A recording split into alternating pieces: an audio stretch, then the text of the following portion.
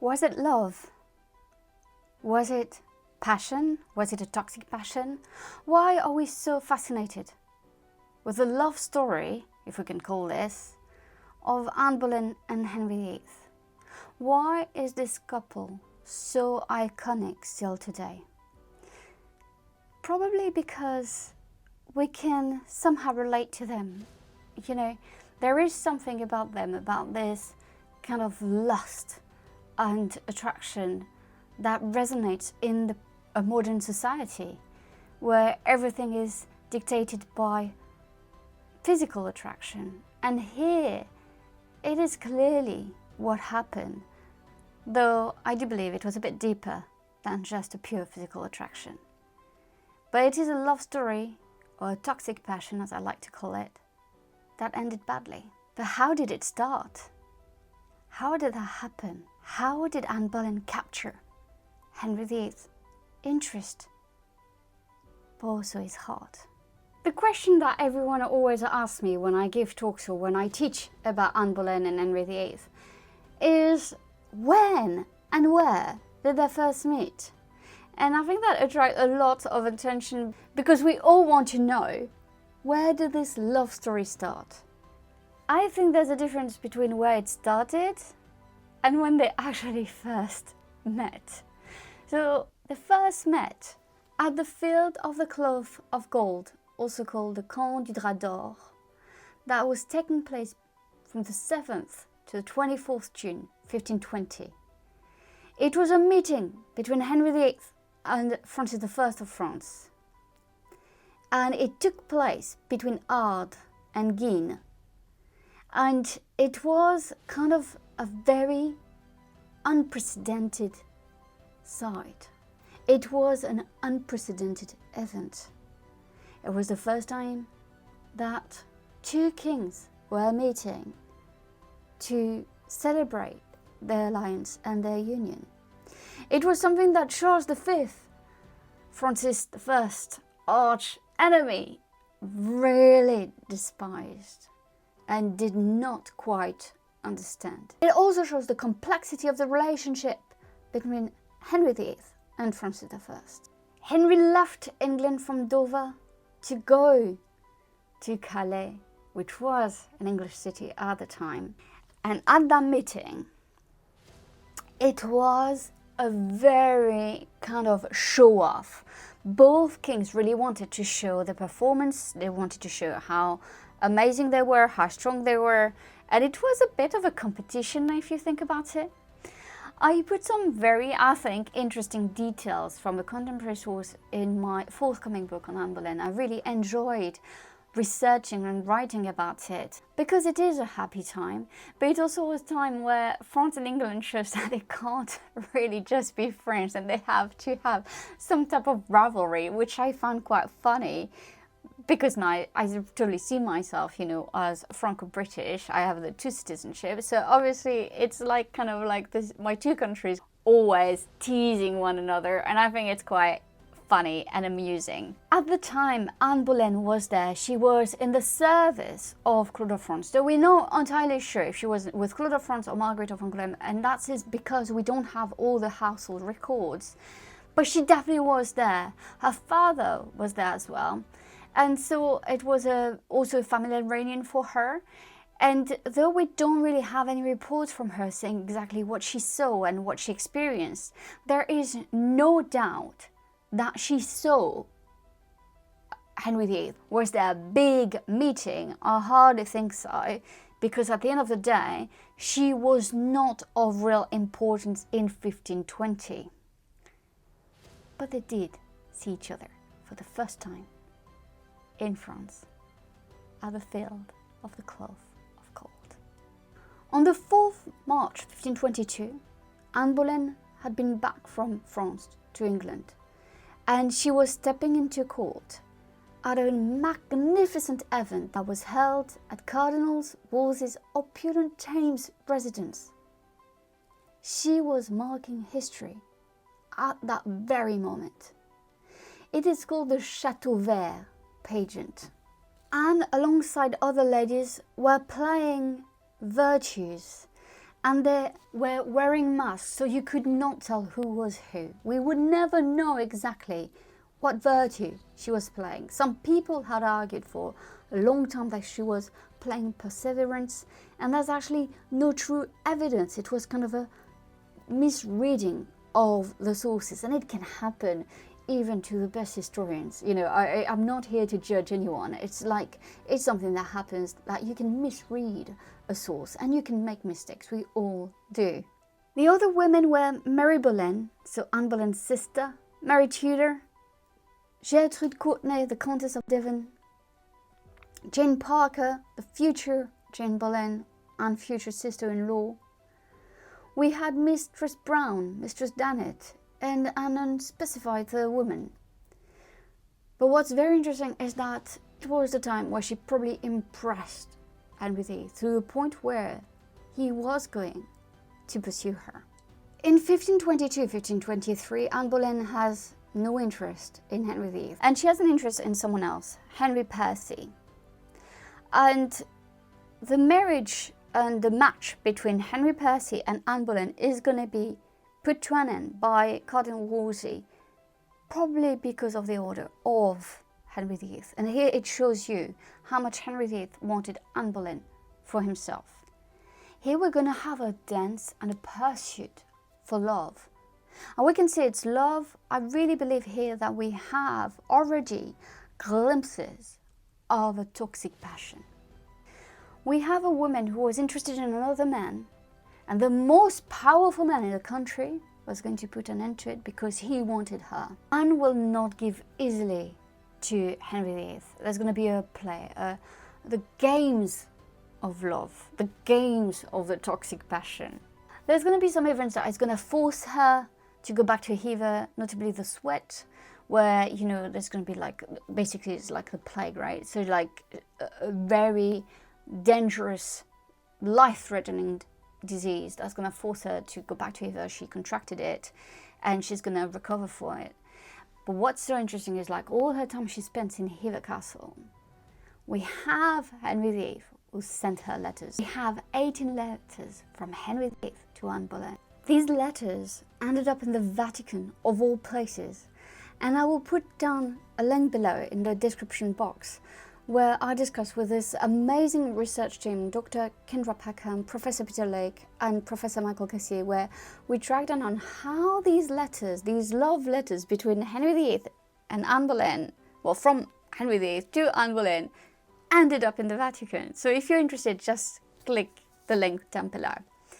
But here what I want us is to go through these letters, not all 18 of them, but some of them I think are the most important one, and that I think show us that it might have been a love story. There's definitely something very strong, very powerful between Henry VIII and Anne Boleyn, especially for him to go through everything he went through, to break with Rome. But when you think about it, when you look at the sources, I just want us to reflect a bit on this. It's like, when you really think about it, it's also for his own personal gain. You know, like some people say, oh, but it's all on Anne Boleyn. And actually, not really. I think Anne Boleyn really wanted the Pope to agree. At some point when she says that it's never going to happen, she kind of like is interested in the alternative. But I want you to understand that it's a big break. And this break with Rome doesn't mean that the country becomes Protestant. It doesn't become Protestant. Protestantism is something that's going to grow and take time and take place in England. And so, you know, I want you to understand that there's no clear cut, or one day you're Catholic and the next day you decided you'll become Protestant. It's not that simple. It's much more complex, especially when it comes to religious, personal beliefs. Now, as I said, the letters are in the Vatican, but there's been also reproduction of these letters, different editions that we have. So we have the love letters from King Henry VIII to Anne Boleyn, published in 1714, provided by Churchill. Letters in Roberti di Aversbury, Storia de Mirabilis Scetis, Edward III by Hearn in 1720. We have Lettres d'Henri VIII à Anne Boleyn, provided by editor Kraplé in 1826. Gunn's edition containing in the pamphlets in 1823, and the love letters of Henry VIII, edited by Savage in 1949. So we have different, reproduction of these letters, different editions of the letters. They're all in French. We have some translations, but they're all in French. French is the language of love, la langue d'amour. But it's really kind of interesting as well of how he's going to pursue her in a language that she truly loves. The language she was raised in, Anne Boleyn, is a Francophile, is a France lover. In the first letter we have of Henry VIII that was sent around July 1527, what's so very interesting is that in that letter it gives us a timeline a bit of when he became really infatuated with Anne Boleyn, and we believe that it's about 1526, because he said it's been more than a year that he has been struck with the dart of love. He begged Anne to let him know her feelings about the love, and I quote, the love between us, due to the fact that he was in pain for the ambiguous letters which he had received from her. So here we have someone who was also playing in many ways with Henry VIII. In that letter, in that first letter, he offered her to become his official mistress, maîtresse en titre. And this is something that obviously would mean something to her, because she was raised at the French court with Francis I having very powerful French mistresses, and the Pisseleu, that I'll make a video on her at some point. It's something that very important even for Anne. Yet Anne Boleyn was in service of a queen. She knows that even though he had a very powerful mistresses, there was no one who could rival Claude of France. And I think that's where Anne is also interested in and thinks, well, that's not good enough for me. In the letter 4, Henry started his letter calling Anne my mistress and friend. It's quite sweet. There's this closeness between them that goes beyond just physical attraction. It almost feels like he's telling her how much he feels her absence from the court, how much he missed her. And here we have something where it shows that it's not just about physical attraction, that is something where he enjoyed her company, where he enjoyed her spirit, where he enjoyed her personality. And I think here that's where, it's a bit difficult for us to look at, because this personality, this fire, this interest, this curiosity, this free spirit that he loved apparently so much, is really get on his nerves later on, and it's going to cause it's going to be partly the reason, one of the reasons why she's going to have a downfall. So here, there's these terms of indissoluble affection, is really the agony of her absence, so he's really missing her, and it's a letter where he really reveals his true feelings for her. In letter 9, it's where Anne Boleyn left court because of the sickness, the sweat, and so it's about 16th June 1528.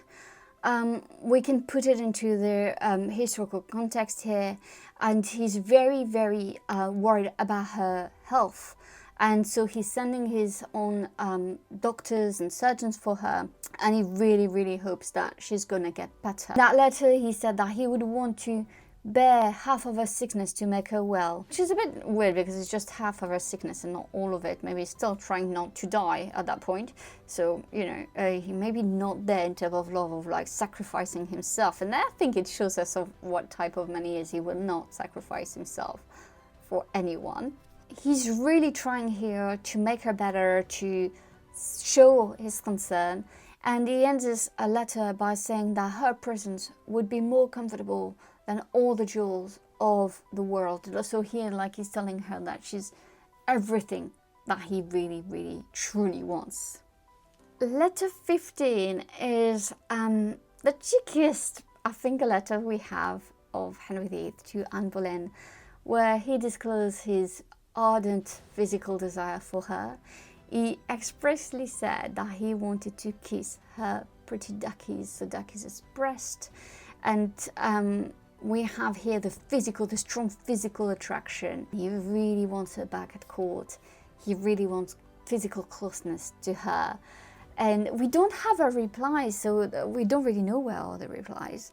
Maybe it's been lost, maybe it's been destroyed. There's lots of speculations around the letters of Anne Boleyn. But what we know is that here we do have a kind of a change. So at first it's more mild, it's courtly love, it's softer, if you see what I mean, and then it becomes more ardent. So maybe she's pushing him away, maybe she's playing a certain game, or maybe she's finally showing an interest herself. I would encourage him to show more and to say more, to write more. So yes, this 15 letter is kind of like the cheekiest that we have, and I think it really shows, all these letters really show that there was something very strong between Anne Boleyn and Henry VIII. It all went downhill drastically and dramatically. I do believe that it was a combination of love and toxic passion. It's a combination of something that you really want. Like, I don't think Henry VIII had ever been that, not rejected, but that kind of not played in a bad way, but in a way that Anne Boleyn didn't give in too quickly. And I think it really hurt his ego, especially for him, who had such a massive ego, and made him desire her even more and wanting her even more, which created this kind of, it turned this love, this potential great love, into something more toxic. Obviously there are other reasons why this love turned into something more toxic, and that we're going to discuss, because this relationship did not end well. After years and years of some sort of relationship, when you look from 1527, 1528 until 1532, 1533, when Elizabeth I was born, we have a strong relationship between Anne Boleyn and Henry VIII. A relationship where they tried to be together, they tried to get an annulment from the Pope, between Henry VIII and Catherine of Aragon. It's not going to work. And they're being forced into something that it might not have been their first choice, if you see what I mean, especially when it comes to religion. In 1532 in Boulogne and Calais, and I discussed that in great detail in the prologue actually of my forthcoming book, where they meet with Francis and hope that Francis is going to support them. It is said that they would have consummated their marriage, or they would have been a sort of secret marriage on their way back, because feeling that they just got Francis' support. Though I think it's well interpreting Francis I and the thing he says and does. And I think they made a bit of a jump here. But we have a secret marriage about 1532, October 1532, November 1532. And then we have Elizabeth being born on the 7th September 1533. And here it's really kind of like the relationship doesn't end, but the relationship really turns sour, because obviously there's this massive disappointment of not having a son and having another daughter. And instead of here nurturing his relationship with Anne, thinking, oh, we have a healthy daughter, we'll have a healthy son, and like nurturing this and not putting pressure, it does completely the opposite. It's like a child who didn't get the toy he really wanted. And Anne Boleyn is going to suffer drastically for it. And I'll discuss in the next week video Anne Boleyn's tragic end. I hope you enjoyed that video on the relationship of Anne Boleyn and Henry VIII. Leave a comment, tell me what you think, tell me your thoughts, tell me, if you agree or disagree, love or toxic passion, just tell me what you think. I love hearing from you. Thank you so much for your support, and I'll see you next week in another Once Upon a Woman video. Bye!